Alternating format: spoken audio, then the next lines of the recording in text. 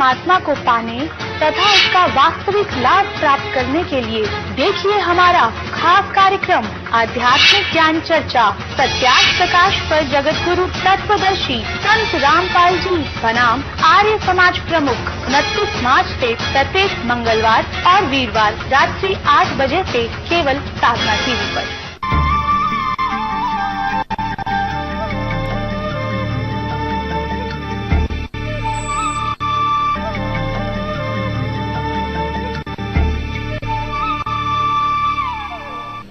दंडवतम गोविंद गुरु बंधु अभिजन सोए,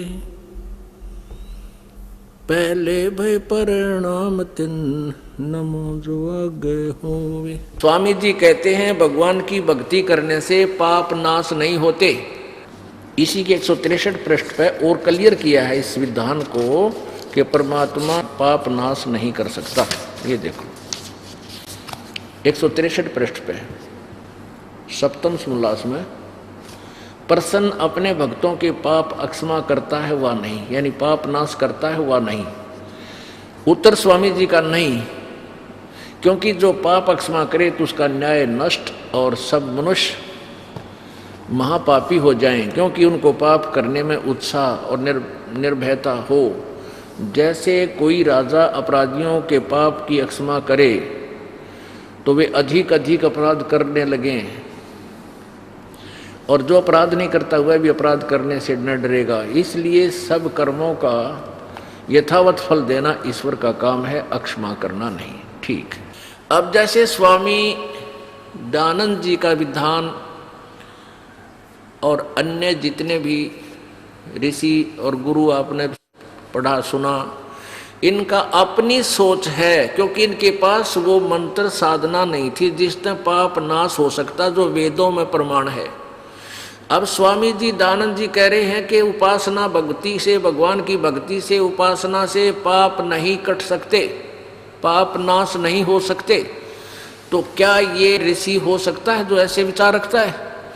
जैसे कोई डॉक्टर से पूछे और उसने बहुत बड़ा बोर्ड ला रखा है भाई वैद्य का, उससे कोई मिलता है और कहता है, पूछता है क्या औषधि खाने से रोग नाश हो सकता है, और वो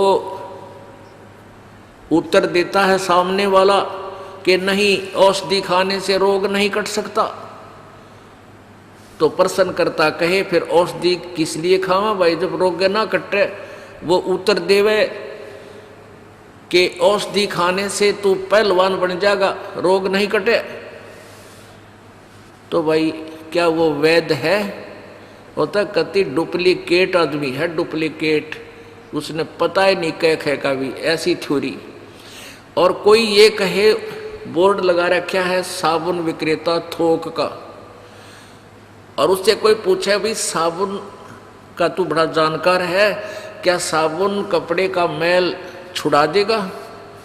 और वो ने होगा नहीं, कपड़े का मैल नहीं छुड़ा सकता साबुन। तो वो फिर भाई साबुन का फायदा क्या? एक तरफ तक है साबुन का प्रयोग करना चाहिए, भगवान की उपासना करनी चाहिए, लेकिन साबुन मैल नहीं छुड़ावे और क्या करेगा? कपड़े को मजबूत बना देगा। ऐसा सिद्धांत, ऐसा विधान इस कथित महर्षि दयानंद का है। तो क्या ये महर्षि हो सकता है? परमात्मा के गुणों में लिखा है कि वो पाप नाश कर देता है। उन परमात्मा के गुण किस में लिखे हैं? वेदों में। अब आपको दिखाते हैं वेदों में 6 बार गवाही दी है। यजुर्वेद अध्याय नंबर 8 के श्लोक नंबर 13 में, मंत्र नंबर 13 में 6 बार कहा है कि पूर्ण परमात्मा परमेश्वर अपने भक्त के घोर पाप का विनाश कर देता है। अब देखिएगा यजुर्वेद, और स्वयं अनुवाद कर रहा है यो महर्षि, यो भांग पिया करता, इन्होंने व्रतों के लिखा है, हर के बोल रहा है। अब पहले ये दिखाता हूँ आपको यजुर्वेद में। यजुर्वेद में ये अपने करकलनों से इसका अनुवाद कर रहा पवित्र यजुर्वेद का।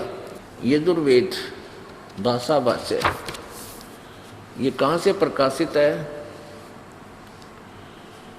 प्रकाशक सार्वदेशिक आर्य प्रतिनिधि सभा 2/5 महर्षि दानंद भवन रामलीला मैदान नई दिल्ली से।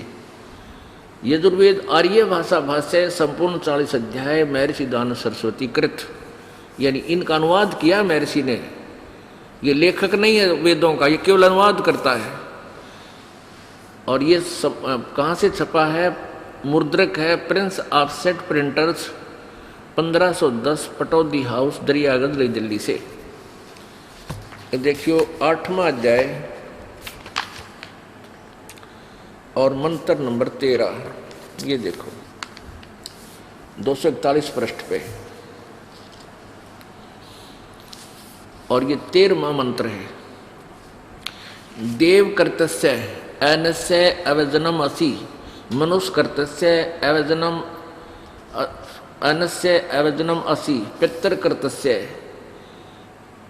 अनस्य अवजनम असि, आत्म कर्तस्य अनस्य अवजनम असि, यानी इसमें 6 बार लिखा है अनस्य अनस्य, ओहो अनस्य अनस्य, ये इसका अनुवाद यहाँ कर रखा है।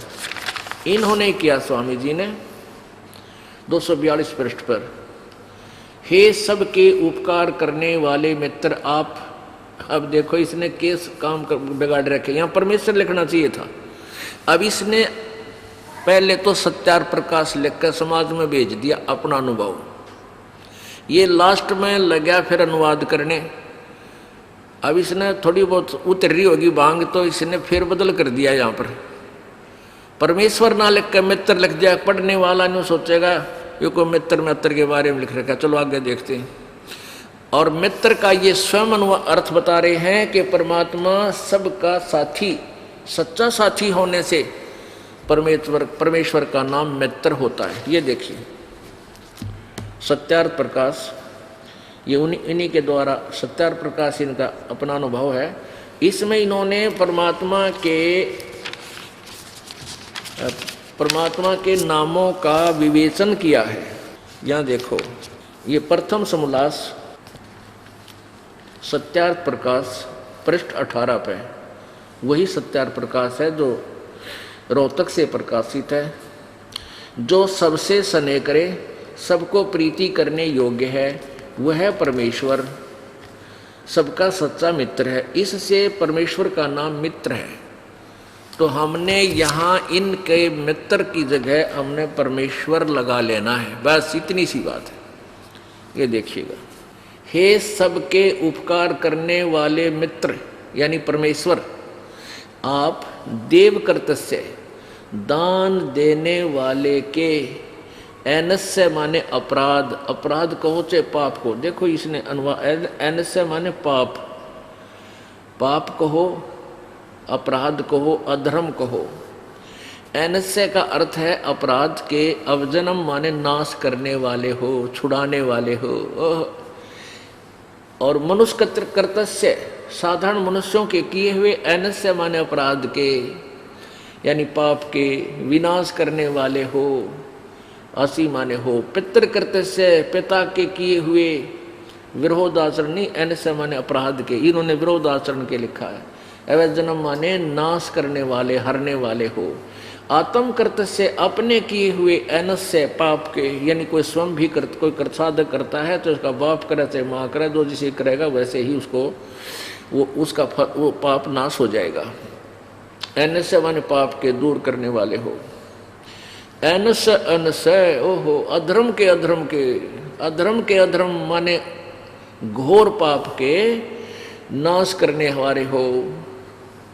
जानता हुआ मैं जो कुछ भी धर्म आचरण अधर्म आचरण किया करता हूँ वा करूँ, अनजान में जो कुछ भी किया करता हूँ या करूँ, उससे सब के दुष्ट आचरण नहीं, एनस्य माने पाप के, अवजन माने दूर करने वाले या नाश करने वाले हैं। अब ये है परमात्मा का विधान। वेदों में प्रभु की महिमा लिखी है, परमेश्वर की, परमात्मा के गुण लिखे हैं, और गुणों में लिखा परमात्मा पाप नाश कर देता है।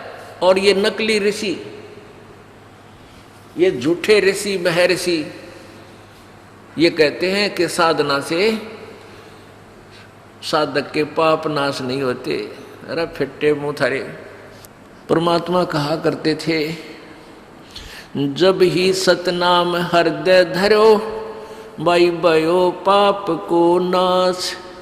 जैसे चिंगारी अग्नि की, बाई पड़े पुराने घास।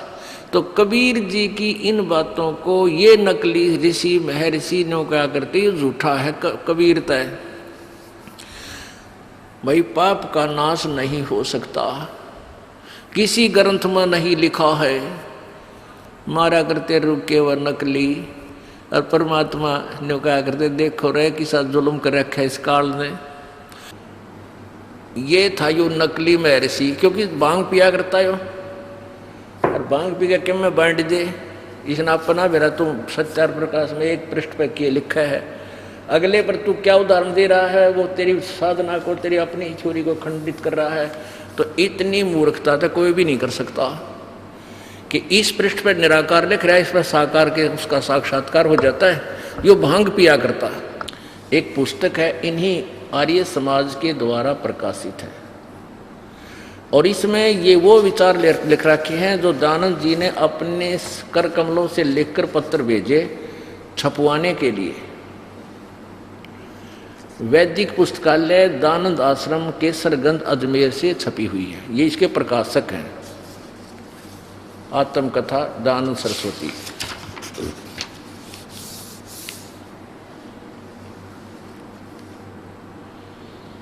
1999 में इसका प्रथम संस्करण छपा है केसरगंज से। अब देखना प्रश्न नंबर 22 पे देखो, आत्मकथा। तत्पश्चात जिस वस्तु की खोज में था उसके अर्थ आगे को चल दिया, और आसूद सुदी 2 संवत 1913 यानी सन 1856, ये सन 1856 में तो भांग पिए पड़ा था। आगे देखो, को दुर्गा कुंड के मंदिर पर जो चांडाल गढ़ में है पहुंचा, वहाँ 10 दिन व्यतीत किए। वहाँ मैंने चावल खाने सर्वथा छोड़ दिए और केवल दूध पर अपना निर्वाह करके दिन रात योग विद्या के अध्ययन और अभ्यास में तत्पर रहा। दुर्भाग्यवश वहाँ मुझे बड़ा दोष लग गया, अर्थात भांग पीने का स्वभाव हो गया। सो कई बार उसके प्रभाव से मैं सर्वथा बेसुद्ध हो जाया करता, यानी बेहोश हो जाता था। अब पुण्यात्माओं, इसका विज्ञान कितनी छोरी देखो, कितना इसके वचन देखो, क्या बोल रहा है ये कि मैंने दूध पीना, चावल खाने तक छोड़ दिए, दूध पी के और योग अभ्यास के और अध्ययन में लीन रहता था। चावल तक खाने छोड़ दिए और भांग पीने लग गया। अब पुण्यात्मा भांग पी का आदमी, और वो चाहे कितना कट लाग जाए, आसन पदम लगाया करते, ये आसन पदम आप ला लो इस अभ्यास करके और बैठ जाते, और भांग का पी कर मार कर ठूठा और बैठ जाता, चाहे गर्मी लागो चाहे सर्दी, कितना पड़ा रहो भांगी ने के मेरा कित पड़ा है तू। तो ये लोग तो नहीं सोचते महाराज जी भाई साहब ने बैठा था हो मेरा अभी तक ध्यान लग रहा छड़ियो ना इसने, जब आप भांग उतर ले जब उठाओ, और तो नहीं सोचो बड़ा कसूता साधक भाई, अरे यो डले। अब देखो, आप पहले शराब पीते थे या बीड़ी पीते थे या कोई भी व्यसन करते थे, मांस खाते थे, इस दास के पास आते हो, ये सबसे पहले दास आपको कहता है ये बुराई जिंदगी में छोड़नी नहीं है। यदि आप नाम लेकर के ये व्यसन करोगे तो आपका नाम खंडित हो जाएगा, नाम नहीं रहेगा, भक्ति साधना समाप्त हो जाएगी। यही नियम है प्रभु का। और ये तो साधना काल में पिया था, ये तो साधना काल में पिया करता है। और तो फिर साधना काल में जो अड़ंगा करे है, बकवाद करे है, तो किसा योगी है, किसा भगत से हो। अब इसलिए इसने सत्यार प्रकाश लिखा ही भांग पीते पीते। अब इनके बारे में एक बहुत सी कुछ दंत कथा सुनाते हैं। कहते हैं सन 1857 के स्वतंत्रता युद्ध में महर्षि दानंद का बड़ा योगदान था। जो 1856 में बाद आसुद में तो भांग पिए पड़ा था, भांग का पीण लग गया था यो। और इन्हीं की जीवनी में लिखा है कि 3 वर्ष सन 1856, 57, 58 में इसका इन्होंने बेरा था कि अंडरग्राउंड हो गया जब ये झगड़ा था हुआ। इन्हीं के विधान में लिखा, दास अपनी तरफ से नहीं बताता, देखिएगा, क्योंकि इस नकली ऋषि का भंडा फोड़े बिना इससे मन हटे नहीं आपका। और जब तक इससे मन नहीं हटेगा आप अपने यथार्थ ज्ञान को समझ नहीं सकोगे। ये देखिएगा, एक पुस्तक है, ये नवजागरण के पुरोधा दयानंद सरस्वती, लेखक हैं डॉक्टर भवानी लाल भारतीय, MA PhD, प्रोफेसर तथा अध्यक्ष दयानंद चेयर ऑफ वैदिक स्टडीज, पंजाब विश्वविद्यालय चंडीगढ़। कहाँ से प्रकाशक कौन है? वैदिक पुस्तकालय, परोपकारिणी सभा, दयानंद आश्रम, अजमेर।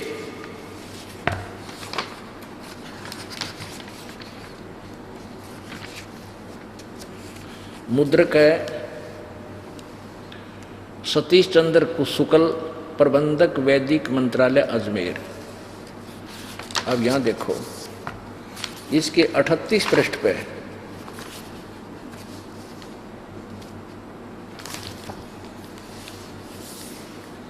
गंगा नर्मदा के तट पर, गंगा और नर्मदा के तट पर नवजागरण के पुरोधा दयानंद सरस्वती, 38 पृष्ठ।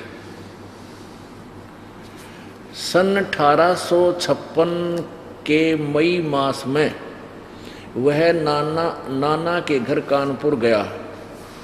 ये 1856, 1913 को हो। और आगे 5 मास तक कानपुर इलाहाबाद के बीच ही चक्कर काटता रहा। फिर बनारस, मिर्जापुर, चुनार होकर मार्च 1857 में जब क्रांति की तैयारी लगभग पूरी हो चुकी थी और नाना साहेब के सैकड़ों संदेशवाहक साधुओं, फकीरों आदि के रूप में पूर्व, पश्चिम, उत्तर, दक्षिण देश के हर कोने में क्रांति के संदेश लेकर रवाना हुए, स्वयं नाना साहेब और आजिमुल्ला भी क्रांति प्रारंभ करने की तारीख निश्चित करके उनकी सारी तैयारी अपनी आँखों से देख लेने को तीर्थ यात्रा करने के लिए निकले। तब दयानंद की बनारस से मिर्जापुर, चुनार होकर नर्मदा स्रोतों के लिए दक्षिण की ओर निकल पड़ा। अपने प्रारंभिक जीवन का परिचय देने के लिए दयानंद की स्वलिखित जीवनी में यहाँ आकर एकाएक अंत हो जाता है। आगे 3 साल तक क्रांति युद्ध के दिनों में वह कहाँ रहा, क्या करता रहा, इसकी कोई विगत उसने कभी नहीं दी। यह कहना तो कठिन है कि क्रांति युद्ध का उस एक संगठन के प्रति उसका क्या रुख, क्या रहा होगा, उसने भी उसमें कोई भाग लिया या नहीं। तो भी उनकी जीवन घटनाओं की तिथियों का जो संक्षिप्त सा वर्णन ऊपर दिया गया, उससे यह बात तो स्पष्ट हो ही गई है सकती है कि क्रांति की तैयारियों आदि से उसे निकट परिचित करने का अवसर अवश्य मिला। यह बात मान लेना आसान नहीं है कि दयानंद के सदृश भावना प्रवण और चेतनावान हृदय और मस्तिष्क का युवक उसके प्रभाव से अछूता बचा रहा हो और उस युद्ध की सफलता विफलता की उस पर कोई प्रतिक्रिया न हुई। अतः उसकी उन 3 वर्षों के बारे में यह चुप्पी भी कम अर्थ भरी प्रतीत नहीं होती।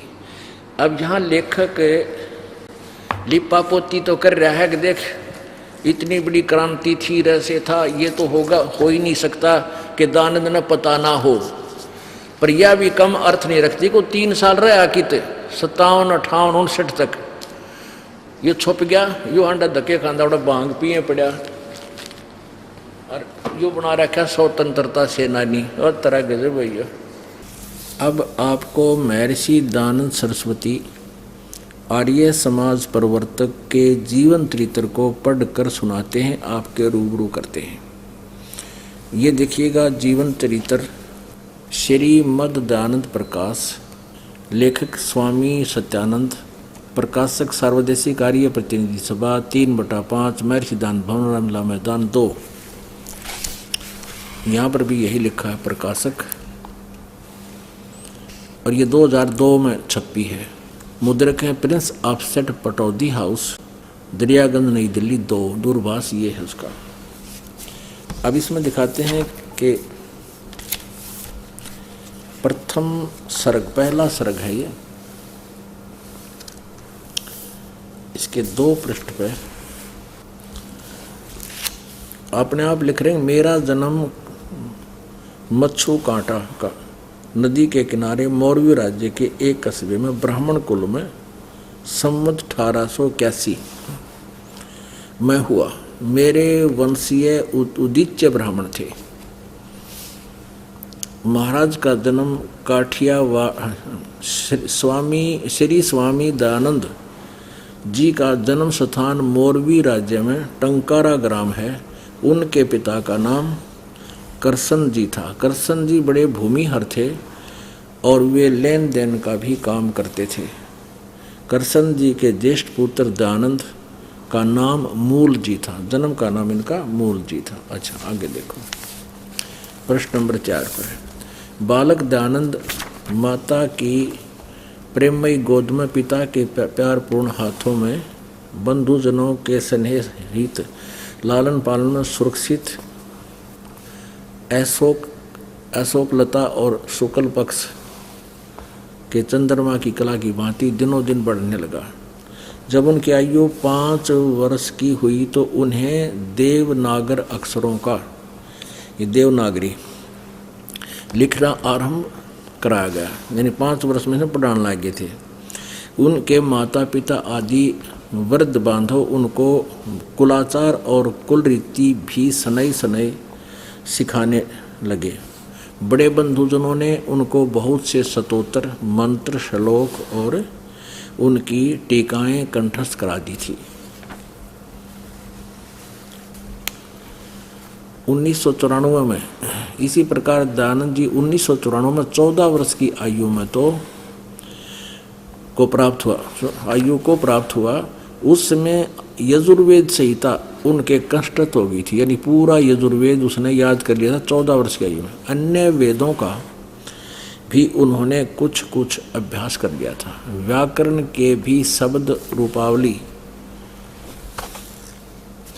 आदि छोटे छोटे ग्रंथ पिताजी से पढ़ लिए थे। ठीक, पुण्यात्माओं, ये दयानंद सरस्वती जी का जीवन चरित्र आपको पढ़ा रहे हैं। 5 वर्ष की आयु में न पढ़ाने लगे, क्योंकि ब्राह्मण थे। ब्राह्मणों में ये वेद पढ़ा करते, पहले संस्कृत भाषा वही जानते थे।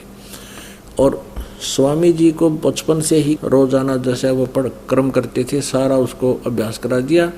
तो 14 वर्ष की आयु में यजुर्वेद गोट लिया, संस्कृत में धारावाहिक बोलने लग गया, अन्य वेदों को भी गोट लिया। तो ये संस्कृत भाषा ही उस समय एक पहाड़ था, और आम व्यक्ति संस्कृत भाषा नहीं पढ़ सकता था। केवल ब्राह्मणों को ही संस्कृत भाषा पढ़ने का जो है ना आदेश था, और दूसरे नहीं पढ़ सकते थे। तो जिस कारण से एक बच्चा संस्कृत बचपन से पढ़ने लगा तो उसकी तो फिर अपने आप जुबान खुल जाती है, वो संस्कृत ही बोलता था। इससे उसकी प्रभुता इतनी बन गई कि बड़ा महान पुरुष है। आगे देखो, स्वामी जी कहते हैं, ये श्रीमद् दयानंद प्रकाश 9 पृष्ठ पे, संवत 1896 विक्रमी में जब वे 16 वर्ष के को अतिवाहित कर रहे थे, उनको 14 वर्षीय छोटी भगिनी को विसूचिका हो गई। जब वो 16वें वर्ष में आए तो 14 वर्ष की उसकी बहन थी भगिनी, उसके हैजा हो गया। हाय हाय। और 4 घंटे के भीतर ही भाई बहनों के स्नेहलता सदा के लिए सूख गई। माता पिता की प्रिय पुत्री के प्राण पखेरु उड़ गए। आगे देखो, उस समय तक दयानंद दानंद ही था जो मृता भगनी के सैया के समीपवर्ती दीवाल से लगा हुआ अश्रु विहीन नेत्रों से के भांति पढ़ने दो। आगे नेत्रों से आंसुविहीन नेत्रों से, यहाँ देखो आगे। चुपचाप प्यारी बहन के शव को एकटक देख रहा था। फिर उसका चाचा मर गया। वो क्या कहने लगा, मेरी बहन की तरह सभी लोग एक एक करके अवश्यमेव विकराल काल के गाल में ग्रास बनेंगे।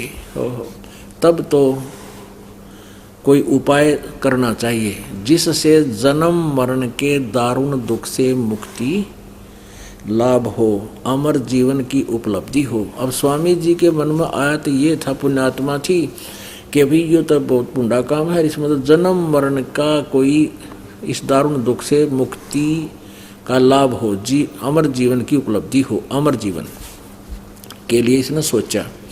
फिर चाचा की मृत्यु होगी। इस मृत्यु व्याधि के यहाँ लिखा है, परंतु दयानंद के हृदय स्रोत मृत्यु के भय और वैराग्य की आग ने इतना शुष्क कर दिया था कि लोगों के धिकारने पर भी उनकी आंखों में गिली नहीं हुई, इतना दुखी हो गया। इस मृत्यु व्याधि के नाश की औषधि कहाँ मिलेगी, यानी यह मृत्यु कदे ना मरे, अमर पूर्ण मोक्ष कहाँ मिलेगा। दानंद जी ने सोचा, अमर जीवन के लिए कौन से उपायों का अवलंबन करना चाहिए, मुक्ति मार्ग में किस का भरोसा किया जाए, इत्यादि विचारों में वे रात दिन निमग्न रहते। अंत में दानंद जी ने यह दृढ़ निश्चय कर लिया कि जैसे भी हो मुक्ति हस्तगत करूंगा और मृत्यु के दुख से छुटकारा पाऊंगा। इस धारणा के साथ ही उनके मन में संसार का अनुराग दूर हो गया। आगे संवत 1899 में श्री दयानंद जी की आयु 19वां वर्ष था। आयु का 19वां वर्ष था। इसी वर्ष में उनसे अति प्रेम करने वाले उनके धार्मिक तथा विद्वान चाचा विसुची का महारोग के चुंगल में फंस गए। वह भी मर गए। जाओ के बहुत उपचार किया पर एक भी सफल न हुआ। अपने परम प्रिय और पूज्य चाचा को भयंकर रोग से पीड़ित देख दयानंद का हृदय दुख से विदीर्ण हुआ जाता था। उसी अंत समय में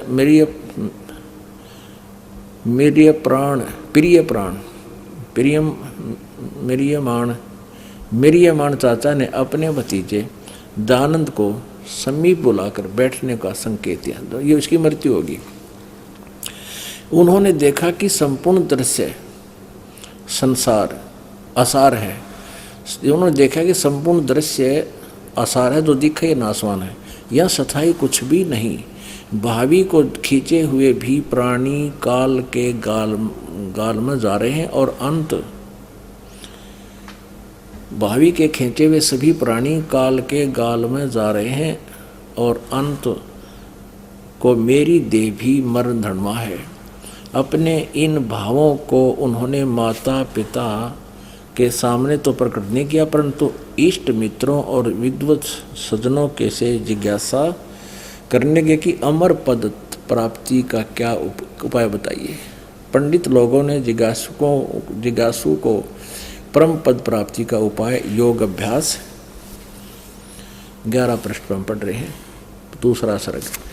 अंत में दयानंद जी ने यह दृढ़ निश्चय कर लिया कि जैसे भी हो मुक्ति हस्तगत करूंगा और मृत्यु के दुख से छुटकारा पाऊंगा। इस धारणा के साथ ही उनके मन में संसार का अनुराग दूर हो गया। पंडित लोगों ने जिज्ञासु को परम पद प्राप्ति का उपाय योग अभ्यास बताया। आगे देखो।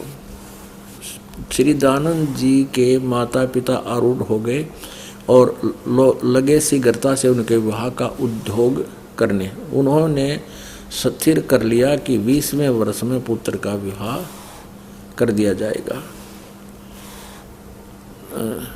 वैराग और अनुराग की बदली के बरसने पर आप ही शांत हो जाएगी। श्री दयानंद जी को जब ज्ञात हुआ, उनको सदा के लिए जकड़ने की निमित्त है के निमित्त। आगे देखें, यह तीसरा सर्ग, प्रश्न नंबर 14, वही श्रीमद् दयानंद प्रकाश।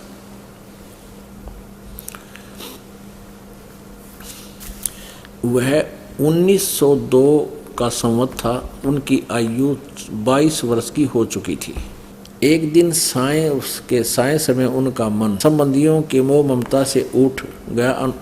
अनुराग रज्जु आजन्म के लिए टूट गया। उन्होंने यह कहते हुए फिर लौटकर घर न आऊँगा,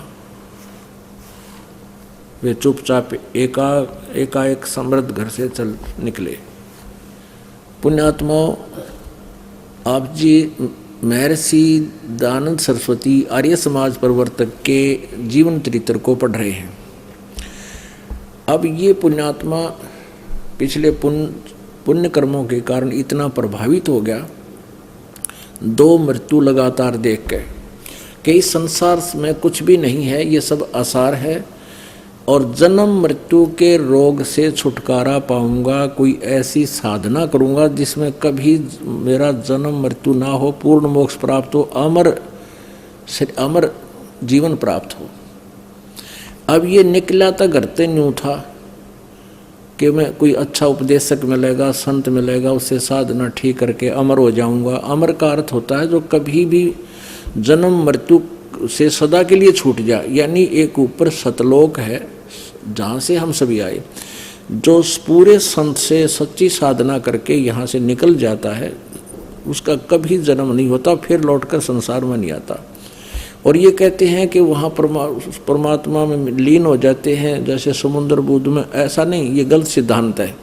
वहाँ भी सृष्टि है, वहाँ फिर कभी मृत्यु नहीं होती, वहाँ सदा रहती। इसका उद्देश्य तो ये था। लेकिन इसने जितने भी संत ऋषि मिले, गुरु मिले, वो सारे अज्ञानी थे, वेद ज्ञानहीन थे, आध्यात्मिक ज्ञान से परिचित नहीं थे। तो 13 गुरु बनाए इस जिज्ञासु ने, और उनसे प्राप्त खचड़े ज्ञान को फिर आप उपदेश करने लग गया।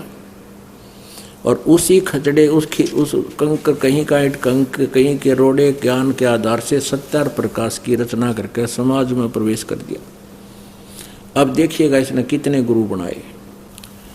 ये तीसरा सर्ग 16 पृष्ठ पे, ये प्रथम गुरु है। पर्यटन करते हुए दयानंद जी ने लोगों से सुना कि सायले नामक ग्राम में एक विचारवान व्यक्ति लाला भक्त रहता है। वहाँ अन्य भी अनेक विराजते हैं, रहते हैं। इस जिज्ञासा की संभव है यहाँ कोई मुक्ति का मार्ग जानने वाला मिल जाए। वे वहाँ पहुँचे। इस ग्राम में उन्हें एक ब्रह्मचारी मिले। उन्होंने प्रेरणा की कि तुम नैष्ठिक ब्रह्मचारी बन जाओ। ब्रह्मचारी जी के कथन को श्री दयानंद जी ने स्वीकार कर लिया। उसके पश्चात ब्रह्मचारी जी ने उनको दीक्षा देकर काश्य वस्त्र धारण कराए, एक तुम्बा हाथ में अवलंबन करा दिया, थमा दिया और आदेश किया कि आज से आपका नाम शुद्ध चैतन्य हुआ। इसके अनंतर अब ये तो पहला गुरु, ये इसका पहला गुरु। अब देखना दूसरा गुरु, प्रश्न नंबर 19 पे, वैराग्य कांड। इस पर दूसरा गुरु ग्राम ग्राम में और नगर नगर विचरते हुए अहमदाबाद से बड़ौदा नगर में आकर कुछ काल ठहरे। यहाँ चैतन्य मठ में कुछ ब्रह्मचारी और सन्यासी रहते थे। उनसे शुद्ध चैतन्य जी का वेदांत विषय पर बहुत वार्तालाप हुआ करता था। वहाँ रहने वालों में ब्रह्मानंद जी आदि ब्रह्मचारी और सन्यासी लोग वेदांत में बहुत घुटे हुए थे। उन्होंने अपनी कोटियों और पंक्तियों को सुनाकर शुद्ध चैतन्य जी को पक्का वेदांती बना दिया। यद्यपि पहले वेदांत शास्त्र के अध्ययन काल में उनका विचार उस ओर कुछ झुक गया था, परंतु मठ में तो उन पर ऐसा रंग चढ़ गया कि वे स्वात्मा से, ये 20 पृष्ठ पर, भिन्न उसको मिथ्या मानने लगे और उन्होंने अपने आप को ब्रह्म कहना प्रारंभ कर दिया। श्री शुद्ध चैतन्य जी ने यद्यपि अहम ब्रह्मास्मि इस वाक्य को अपने ऊपर घटा लिया था, परंतु इसे उनका उन्नतिशील अंतःकरण में जो जिज्ञासा की ज्योति जग रही थी वह वेदांत की फिकाओं से शांत नहीं हुई। फिर कहाँ गए? अब ये देखो तीसरा गुरु। उसी प्रकार अमर जीवन की जड़ी को जानने के आदर्श भूत जिज्ञासु श्री शुद्ध चैतन्य जी का चाणोद कनीली में जा विराजे। उन्होंने वहाँ श्री चिदाश्रम आदि सच्चे विद्वान सन्यासियों की भेंट प्राप्त की। कई सुयोग्य पंडित ब्रह्मचारियों का भी मिलाप उपलब्ध किया और वे अनेक शास्त्रीय परमार्थी विषयों पर वार्तालाप करके ज्ञान गोष्ठी का सुख अनुभव करते रहे। वहीं एक परमानंद नाम के परम हंस विराजते थे, जो श्री शुद्ध चैतन्य जी ने उनके पास अध्ययन करना प्रारंभ कर दिया। ये चौथा गुरु। ये तीसरा था श्री चिदाश्रम और चौथा गुरु फिर परमानंद। और कई मास तक अध्ययन से उन्होंने वेदांतर आर्य हरिमिड्डे तोटक आर्य हरिहर तोटक और वेदांत परिभाषा प्रमुख ग्रंथ पढ़े। ये 21 पृष्ठ पर पढ़ेंगे। वैराग्य कांड चौथा सर्ग। शुद्ध चैतन्य जी ने नर्मदा तट पर 1.5 वर्ष व्यतीत किया।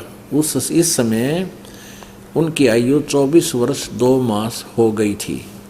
एक दिन श्री शुद्ध चैतन्य जी ने किसी से सुना कि चाणोद से 1.5 कोस के अंतर पर जंगल में एक दक्षिणात्य दंडी स्वामी आकर विराजे हैं। दंडी जी का शुभ नाम पूर्णानंद सरस्वती था। तब उन्होंने अपने मित्र पंडित जी को संकेत किया कि दंडी जी के सम्मुख उनके सन्यास का प्रस्ताव रखो। दानंद ने किसी और से कहा कि मेरा प्रस्ताव रखो।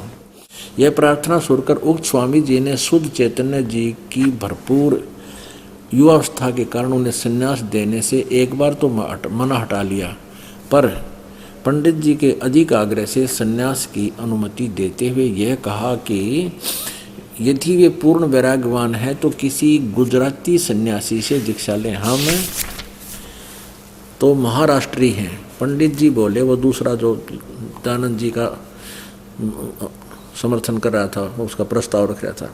महाराज जी दक्षिणी सन्यासी गौड़ों को जो 5 द्राविड़ियों से बाहर हैं सन्यास दे देते हो, आप इसे सन्यास क्यों नहीं देते? यह गुर्जर ब्राह्मण है और यहाँ आप जानते हो कि गुर्जर पंच द्राविड़ों में गिने जाते। पंडित जी की अंतिम युक्ति से दंडी जी ने सन्यास देना स्वीकार कर लिया और अति प्रसन्नता प्रकाशित करते हुए श्री शुद्ध चैतन्य मुमुक्षु को व्रत उपास और जाप आदि क्रियानुष्ठान करने का वो आदेश दिया। फिर क्या बताया? ये हो 5वां गुरु चल रहा है। उनसे उसी दिन श्राद्ध करा के दंडी स्वामी जी ने विधि पूर्वक संन्यास धारण करा दिया और हाथ में एक लठ यानी डंडा अवलंबन कराकर उसका नाम दानंद सरस्वती रख दिया। ये भी दानंद सरस्वती इस पूर्णानंद ने रख दिया। उसके बाद ये दानंद सरस्वती चला कर दिया। 5वां गुरु है ये। विनय से नम्र श्री नवशिष को स्वामी पूर्णानंद जी ने। चलो अब ये है छठा गुरु। अब छठा गुरु, एक दिन उन्होंने सुना कि व्यास आश्रम में योगानंद जी एक महात्मा विराजमान है। वे योग के क्रियाओं में कुशल हैं, तो उनसे नाम ले लिया। व्यास आश्रम जा पहुँचे और वहाँ उन्होंने उक्त महात्मा से योग विद्या रहस्य सुने और उसकी पुस्तकें भी अच्छी तरह पढ़ी। योग की क्रियाओं को सीखने लेने के अनंतर सुना कि छिंदवाड़ में एक कृष्ण शास्त्री नाम का एक धुरंधर व्याकरण पंडित रहता है। फिर उसके पास चले गए। कुछ काल तक कृष्ण शास्त्री जी से व्याकरण ग्रंथ पढ़कर ये हो गया, यो 7वां गुरु, यो 6ठा गुरु था। योगानंद जी 6ठा और यू कृष्ण शास्त्री 7वां और ईब 8वां। एक राजगुरु से वेद अध्ययन करने लगे। इस कृष्ण शास्त्री के बाद यू 8वां। अब आगे 9वां देखो 23 पृष्ठ पे। ये 9वां गुरु। चाणोद करनाली में स्वामी दानंद ने 2 महात्माओं के दर्शन प्राप्त किए। उनमें से एक का नाम ज्वालानंदपुरी और दूसरे का नाम शिवानंद गिरी था। आगे देखो। अब 10वां गुरु 24 पे। वहाँ अर्बुदा भवानी नाम के पर्वत शिखर पर तथा अन्य अनेक स्थानों पर उनकी संत महात्माओं से भेंट हुई। यहाँ के कई योगी पूर्वोक्त 2 योगियों से विशेष रूप से आगे बढ़े हुए थे। उन पहले डांते ये अच्छे थे, उनसे भी स्वामी जी ने विशेष योग तत्व की प्राप्ति की। अच्छा, अब 11वां गुरु। इस प्रकार यतियों मुनियों को मिलते हुए स्वामी जी महाराज वैशाख संवत 1912 में होने वाले कुंभ के मेले पर हरिद्वार पधारे। उसमें उनकी आयु 32 वर्ष थी। मेले के पश्चात स्वामी जी महाराज ने हरिषिकेश की यात्रा की। वहाँ उच्चतर महात्मा सन्यासियों के समीप रहकर योग साधन की रीतियाँ सीखी। ये हो गए 11वें गुरु। चित्त और विशुद्ध आत्माओं का सत्संग लाभ किया। अब 12वां गुरु 29 पृष्ठ पे। ये 12वां गुरु ये वही है, वैराग कांड 5वां सर्ग। और 12वां गुरु जोशी मठ में संन्यास आश्रम की 4थी श्रेणी के बहुत से सच्चे महात्मा महाराष्ट्र सन्यासी वास करते थे। श्री स्वामी जी ने भी उनके समीप अपना निवास नियत किया। वहाँ उन्हें कई योगीजन सत्संग के लिए मिल गए। स्वामी जी ने उनसे कई नवीन भेद भी प्राप्त किए और साथ ही विद्वान साधु संतों के परमार्थ विषयक वार्तालाप करते रहे। आप पढ़ रहे हो महर्षि दानंद सरस्वती कृत का जो जीवन चरित्र है उसमें। अब ये पुण्यात्मा घर से निकला था परमात्मा पाने की तलाश में, अमर जीवन प्राप्त करने की, मोक्ष प्राप्त करने के लिए। और इसको मिले ये सारे अज्ञानी ब्राह्मण अविद्वान, और जिनको विद्वान जानकर इसने सबसे अब अपना जितना उसके पास रोड कूड़ा करकट था, ज्ञान अज्ञान था, वो सारा भर दिया। और फिर आगे ये 13वें गुरु कौन थे? विरजानंद जी, जो आंखों से अंधे थे, बचपन से नेत्रहीन हो गए थे चेचक के कारण। उनसे इन्होंने 13वां गुरु बनाया। वही इनका अंतिम गुरु और माना जाता है, फाइनल गुरु माना जाता है। और वो विष्णु जी के उपासक थे, दंडी स्वामी थे। और ये जो है ये शंकराचार्य वाली परंपरा से ये दंडी स्वामी थे और विष्णु जी के उपासक थे। ये इनके अंतिम गुरु थे। अब देखना इसके विषय में। ये वही दानंद प्रकाश, श्रीमद् दानंद प्रकाश। और अब इसके हम पहुँच गए हैं 39 पृष्ठ पर। यह आपने देख लिया। फिर विरजानंद जी के पास पहुँच गए वो। ये है वैराग कांड और 6ठा सर्ग। इतने में स्वामी जी विरजानंद जी का विमल यश सुनकर, ये 13वें गुरु हैं, विशेष ज्ञान की जिज्ञासा से मथुरा जा पहुँचे। अब उस विरजानंद जी का जीवनी है 7वां सर्ग। स्वामी जी श्री विरजानंद जी का जन्म स्थान पंजाब प्रांत अंतर्गत करतारपुर के समीपवर्ती कोई ग्राम विशेष था। जब विरजानंद जी 5 वर्ष के हुए तो उन पर शीतला रोग का घोर आक्रमण हुआ। जीवन तो उनका बचा रहा, परंतु इस रोग से वे चक्षुहीन हो गए, अंधे हो गए, नेत्रहीन हो गए। एक दिन का वर्णन है कि सौरों के गंगा स्नान करके विरजानंद जी विष्णु स्तोत्र की आवर्ती कर रहे थे, बार बार विष्णु स्तोत्र पढ़ रहे थे। उस समय अलवर के राजा विनय सिंह जी वहाँ विद्वान थे। वे स्तोत्र के उच्चारण और विरजानंद जी के मधुर स्वर को सुनकर अति से प्रसन्न हुए। इसे सिद्ध है वो विष्णु उपासक थे और विष्णु स्तोत्र की आवृत्ति कर रहे थे। अब 41 पृष्ठ पे आपने 40 पढ़ दिया। इसके पश्चात विरजानंद जी ने अपना स्थान मथुरा में निहित किया। ये मथुरा चले गए। अब 42 पर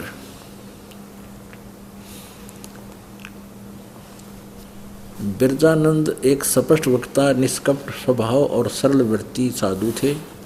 वे ज्ञान ध्यान में निमग्न रहने वाले अभ्यासियों और उत्तम कोटि के दंडी स्वामी थे।